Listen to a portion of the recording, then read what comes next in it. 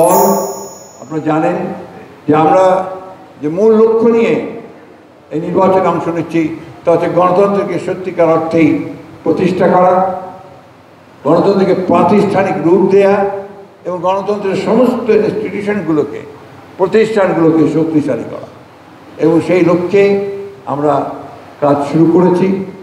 আমরা ইতিমধ্যে আমাদের ভারপ্রাপ্ত চেয়ারম্যান তিনি আমাদেরকে নির্দেশনা দিচ্ছেন, সেইভাবে আমরা কাজ করছি।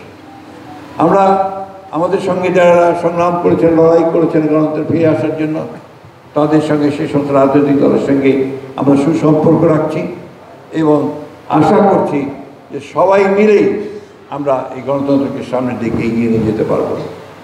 আগামী 17 তারিখে শুক্রবারে আমরা এই সংস্কার কমিশন যে গঠন করেছিল সরকার অর্থাৎ সাংবিধানিক পরিবর্তনগুলো নিয়ে সেটা নিয়ে একটা যেগুলোতে আমরা একমত হতে পড়েছি সেইগুলোকে নিয়ে একটা সনদ প্রকাশিত হবে এবং সেই সনদে আমরা সমস্ত রাজনৈতিক দলের স্বাক্ষর করব।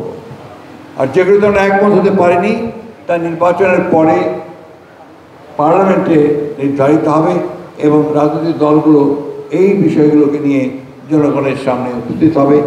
জনগণের মতামতের ভিত্তিতেই সেই বিষয়গুলো নিষ্পত্তি হবে। একটি কথা খুব পরিষ্কার করে আমরা জানাতে চাই যে গণতন্ত্রের কোনো বিকল্প নেই, গণতন্ত্রের বিকল্প গণতন্ত্রই। সুতরাং গণতান্ত্রিক উপায়ে গণতান্ত্রিক পদ্ধতিতেই আমাদেরকে রাষ্ট্র পরিচালনা করবার ব্যবস্থা গ্রহণ করতে হবে। গণতন্ত্রের সবচেয়ে সৌন্দর্য হচ্ছে যেখানে শত ফুল ফুটবে, অনেক মতামত থাকবে, সমস্ত মতামতগুলোর একটা জায়গায় এসে মিলিত হয়ে গণতন্ত্র বিকশিত হবে। অর্থাৎ সমস্ত ফুলের সৌরভ নিয়ে একটা সৌরভ গণতন্ত্রকে সৌরভে পৌঁছে দেবে। আগামী 2026 সালের ফেব্রুয়ারি মাসের মধ্যেই অনুষ্ঠিত হবে। এই নির্বাচনে বাংলাদেশের রাজনৈতিক ভবিষ্যৎ, অর্থনৈতিক ভবিষ্যৎ নির্ভর করছে। আমাদের বিএনপি আপনারা জানেন সামগ্রিকভাবে আমরা সবচেয়ে বেশি নির্যাতিত হয়েছি। আমাদের দেশনেত্রী বেগম খালেদা জিয়াকে দীর্ঘ 6 বছর কারাগারে আটক থাকতে হয়েছে। আমাদের প্রায় 60 লক্ষ মানুষের বিরুদ্ধে মিথ্যা মামলা দেওয়া হয়েছিল।